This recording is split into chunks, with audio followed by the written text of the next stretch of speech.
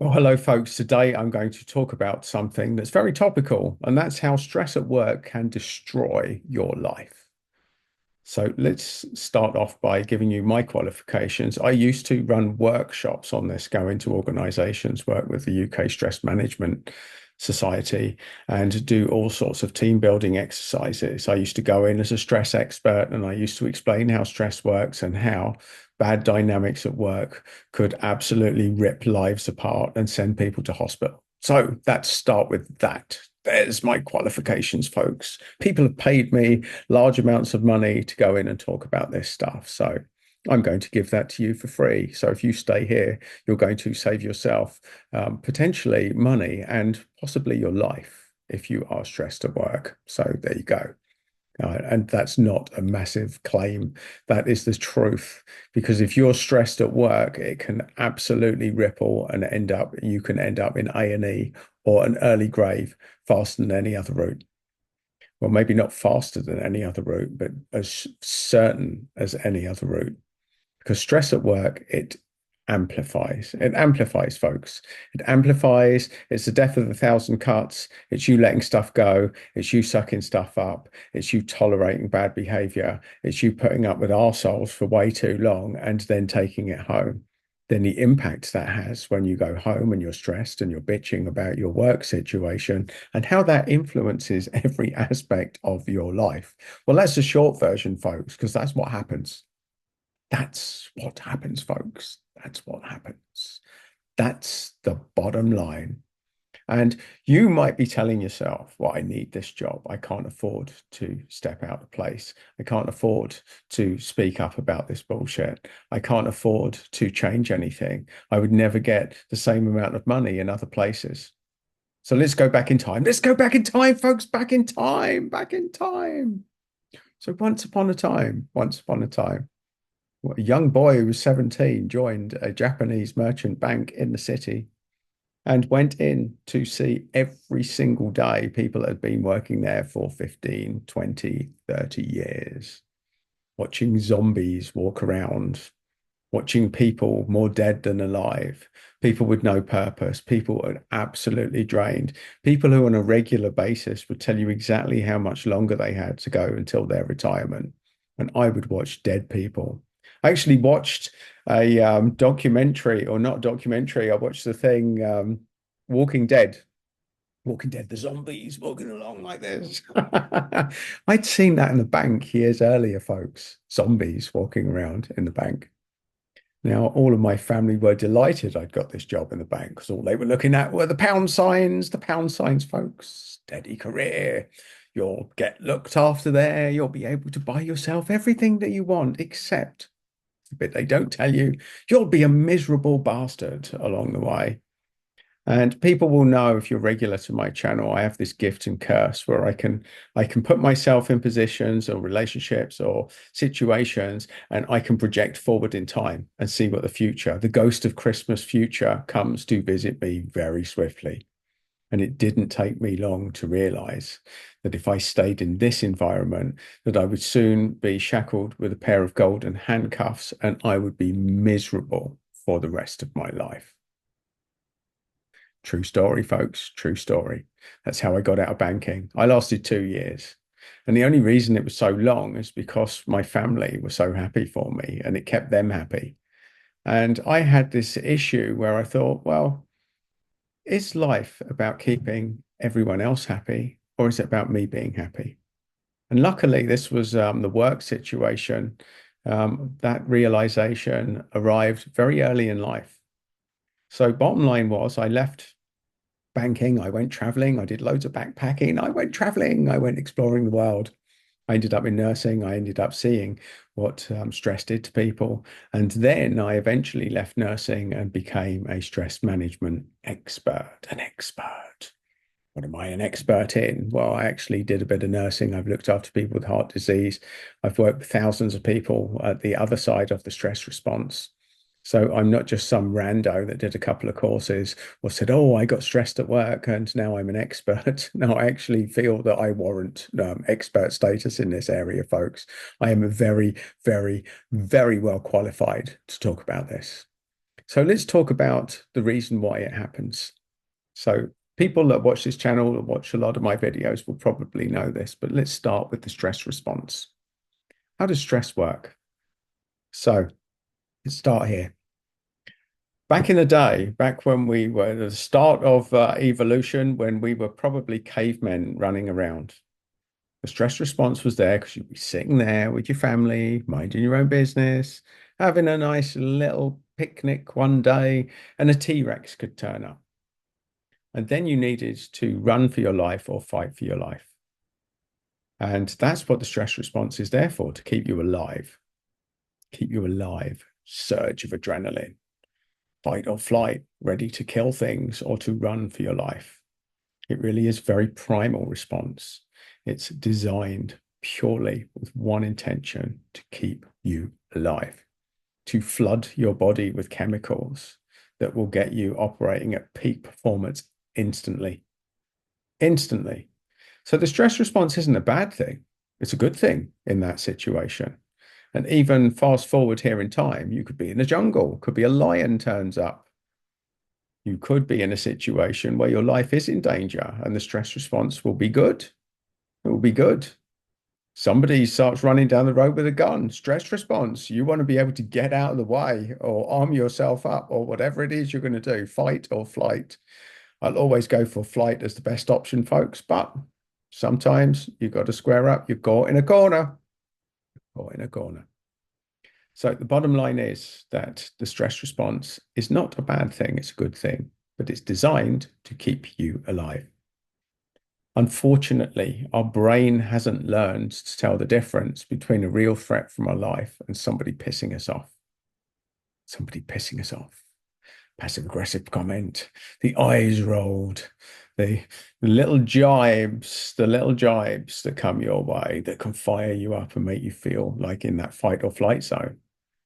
And some of the symptoms that you get when you go into that fight or flight zone, you might feel like lifting the laptop up and throwing it out the window, or punching through the screen, or just feeling really furious or fired up or fuming with people because you're ready to fight or run for your life.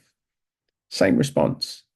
And here's the worst thing, folks. We have this capacity not just to have stressful situations, but then to play them back in our mind.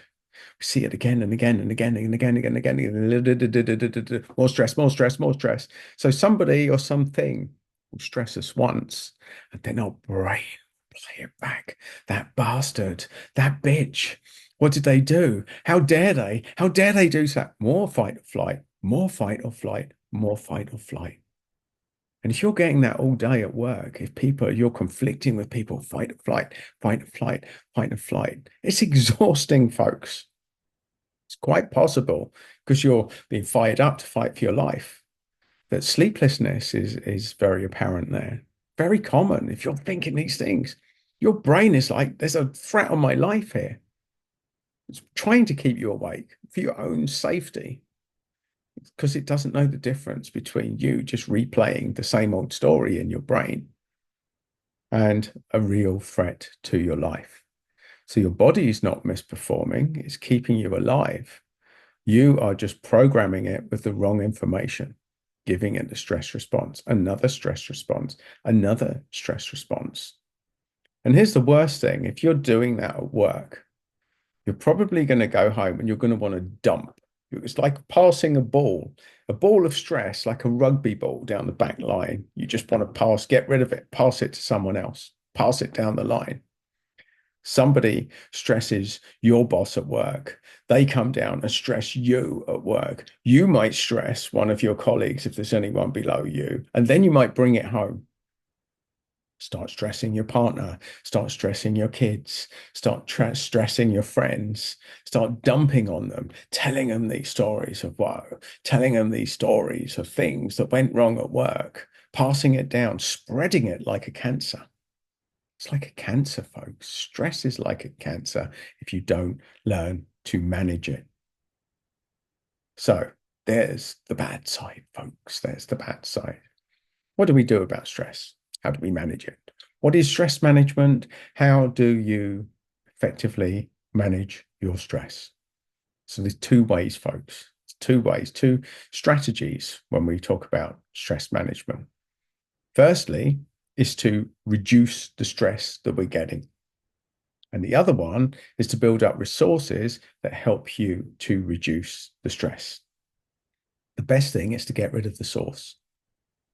Because let's face it, if there's a burning hot stove and it burns you every time you put your hand on it and you keep putting your hand on it, you're going to get burned and you know you're going to get burned. And that is a stressful work situation. So ideally, if your work situation is that bad that you're getting daily stress, it's definitely worth you starting to plan. Is there an exit route? Is there an alternative path here? Is there another job? The very least, start looking for other jobs. Start looking for your options. Now, it might be you might tell yourself you can't afford to leave, but can you afford not to?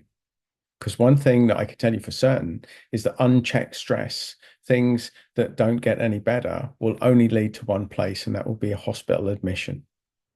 And the tragic part of that bit is, folks, from someone that's worked in a coronary care ward, when people come in with heart attacks, the first question they usually want answered is, when can I get back to work? Lunacy, folks, lunacy. Not realizing, not seeing, refusing to see, being blinkered as to the cause of the heart attack. Cause of the heart attack is fight or flight, fight or flight, fight or flight, fight or flight, every day, every day, every day, every day. Now the body's resilient. The body won't put you in hospital. Your body is resilient.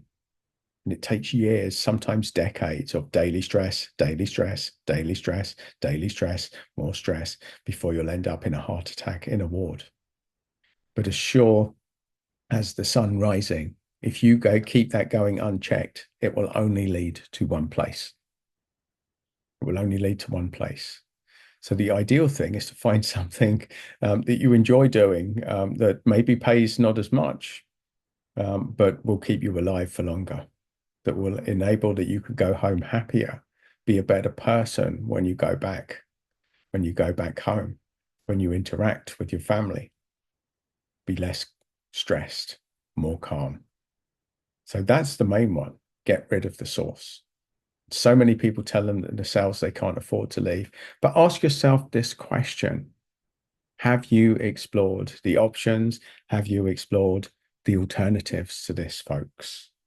Have you explored them? Did you explore it? Or did you just tell yourself, there's not going to happen? I know it won't happen.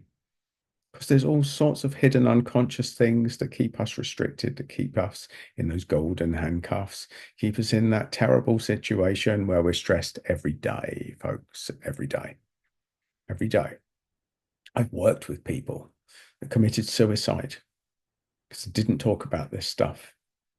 Been there, done it. Work colleagues of mine have been there, folks. So I'm not just coming at this from somebody that talks about it as an expert who's looked after thousands of people.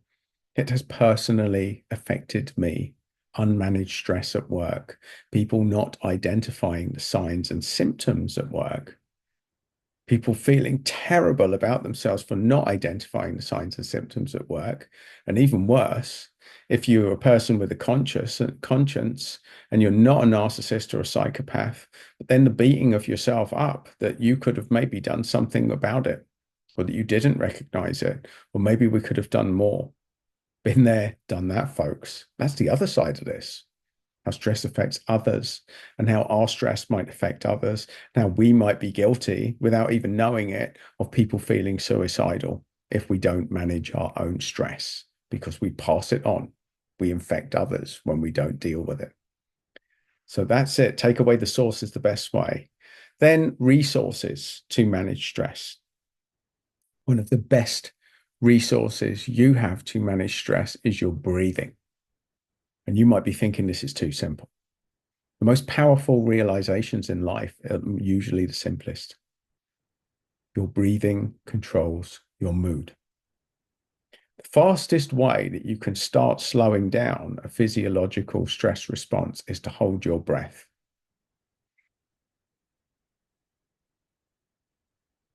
Do it now.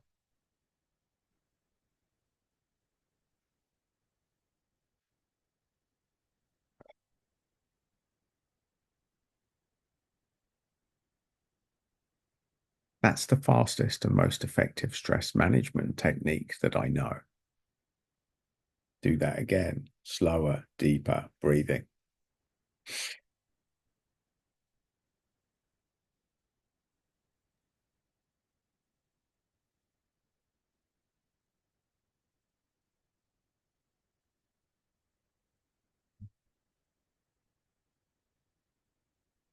Slow down your breathing. The best tool that you have that you can enact right here, right now. That's the best stress management of the management side. The best way is to get away the source. If you find yourself in that zone when you're really stressed, ready to kill someone, you're ready to smash something, you're visualizing, beating people up, being a superhero. You've watched the film, the person who unleashes their fury on everyone around you. Well, if you're in that zone, hold it. Hold your breath. Sorry, folks, I would have held my breath, but I'm having visualizations, superhero films of throwing people around the office, and you can possibly feel yourself in that zone if you're stressed at work occasionally because you're in fight or flight mode. It's completely normal. It's completely normal to visualize actually throwing people out the window, taking their chair and just sliding them off the second floor. Fight or flight, folks. Fight or flight. And you can't flight or you won't get paid. So deal with those tossers. True story, folks. True story. So the bottom line is that stress at work is not going to sort itself out. It's your job to manage it. And it's your job to at least explore options. And I can tell you from people that had heart attacks, I used to get the families in. Usually, it's a very common. Here's a common story. Here's a common story that I have personally managed at least 20 times, at least. Absolutely the same story. Stressed dad comes in. He's been telling himself for months, I have to work long hours to pay the bills, to do what happens, to do this. I put myself under stress. We had pressure at work. We weren't making as much money. I've been working Sundays. I've been doing this. I've been pushing myself to the absolute limits. Meanwhile, I talk to the wife and daughter or son, and they say the same story every time. We don't see our husband, our dad. We don't. We'd like to see more of him. He's always in a bad mood. When we do see him, we hardly ever see him. Love to see my dad a bit more. And what I used to do is go to the mentioned person. And they'd say, when can I get back to work? And what do I need to do? And I would say to them, and I could have got sacked for saying this, but it's just the way that I roll, folks. It's the way that I roll. So the first thing you need to do is go and apologize to your wife and daughter and tell them that you'll be dead in 6 months because you are refusing to do anything about the source of this problem. And then what you need to do is make a plan of how you're going to earn enough money in 6 months that they will be supported after your death. Because if you don't change what's going on here, you will be lucky if you're back here in 6 months, and you'll almost definitely be dead sooner rather than later. Let that drop, folks. Let that drop. That's how I rolled as a nurse. I had great effects, funnily enough. Suddenly people would realize, actually, do we need to live in such a big house? Could we downsize? Let's look into our pension. Could we cash it in early? We'd have less money, but we'd get quality time together. I'd get to spend time with my kids. These started conversations that always started. And the amount of times people used to come up to me and say, thank you for saving my life. Thank you for talking sense into this Muppet. This Muppet to Muppets, folks. And that's from the wives and kids of the people who were guilty of this. True stories, true stories.